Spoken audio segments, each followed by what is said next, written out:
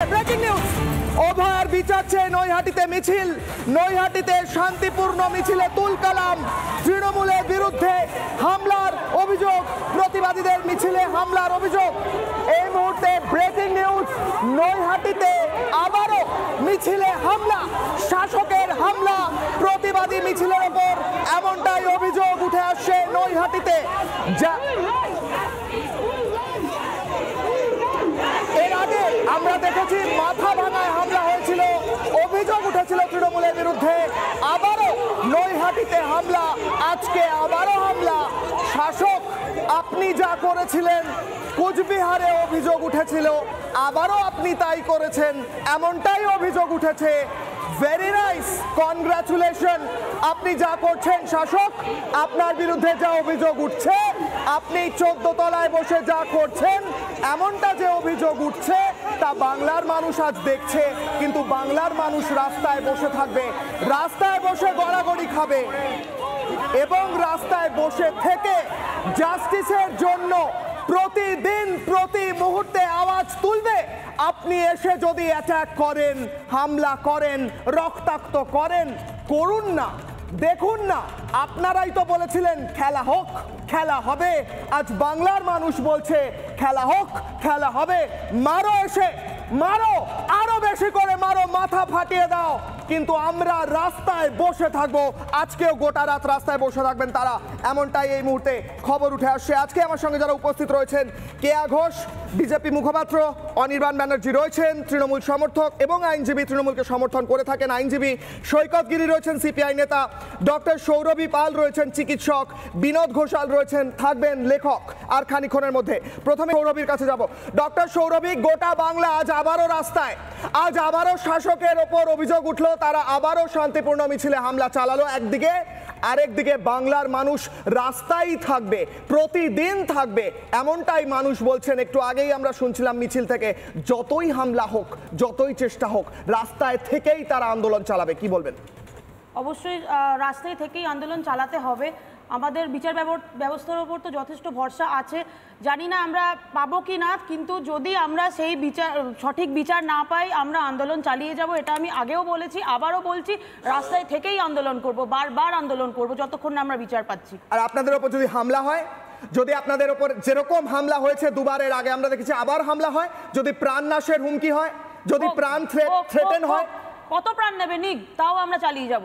আমরা প্রাণ হারাতে ভয় পাই না, কিন্তু আমরা আন্দোলন চালিয়ে যাব। একদমই কেউ আমরা মরতে ভয় পাচ্ছি না। যদি বারাসাতের মতো পুলিশ আপনাদের তুলে নিয়ে যায়, বারাসাতে শান্তিপূর্ণ কত তুলবে, তুলুক, একদম তুলে তুলে শেষ করে নিক, বলুক না আমরাই চলে যাচ্ছি ওনাদের কাছে, তাও আমরা চালিয়ে যাব। আপনাদের ক্যারিয়ার তো খারাপ হয়ে যাবে, আপনাদের ক্যারিয়ার, আপনারা তো মুখ্যমন্ত্রী বললেন ভিসা পাবেন না, পাসপোর্ট পাবেন না, তখন আপনাদের যে সুন্দর একটা ক্যারিয়ার হওয়ার ছিল, আপনারা আন্দোলন করে নষ্ট করে দেবেন সেই ক্যারিয়ার। দেখুন, সব কিছুর জন্য তো আইন, দেশের বিচার ব্যবস্থা আছে, সব কিছু তো কারোর ইচ্ছা মতো নষ্ট করে দিতে পারে না, এবং সেই বিচার ব্যবস্থা, সেই আইন যাতে সঠিক রাস্তায় চলে, সবাই যাতে সেই সেফটি সিকিউরিটি পায়, সব কিছু নিয়েই আমাদের আন্দোলন। তো কারোর ইচ্ছায় আমাদের কেরিয়ার নষ্ট হতে পারে না, সেটা কেউ করতে পারে না। কারোর পৈতৃক সম্পত্তি নয় আমাদের কেরিয়ার, যে ইচ্ছা করলে আমাদের কেরিয়ার নষ্ট করে দেবে। কেয়াদি, বাংলায় মিছিল হচ্ছে কিসের দাবিতে? অভয়ার বিচারের দাবিতে। আজ রিক্সা চালকরা পর্যন্ত মিছিল করলেন।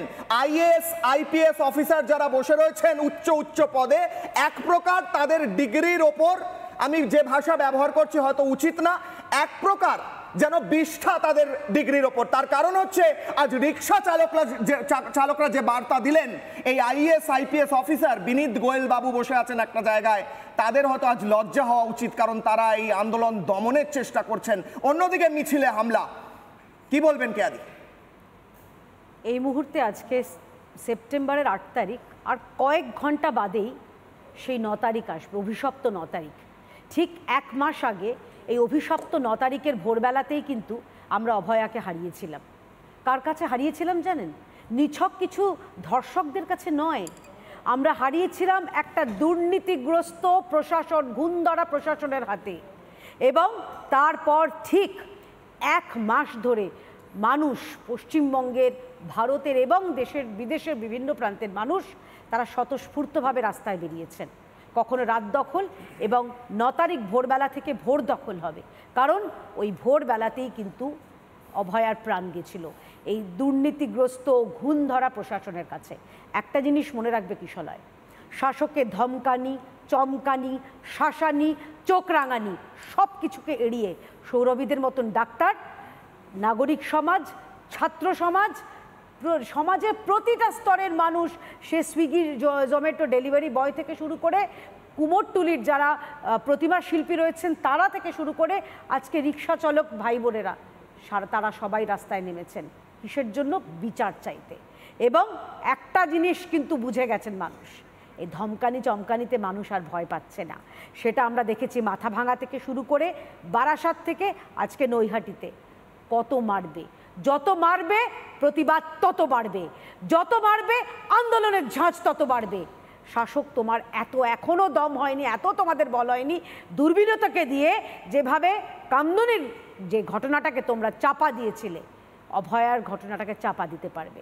অভয়ের জন্য বিচার চাই, বিচার নিয়ে পশ্চিমবঙ্গের মানুষের মুখে মুখে হাসি ফুটবে এই কামনা। কিন্তু মার খেয়ে কতদিন পর্যন্ত কেয়াদি?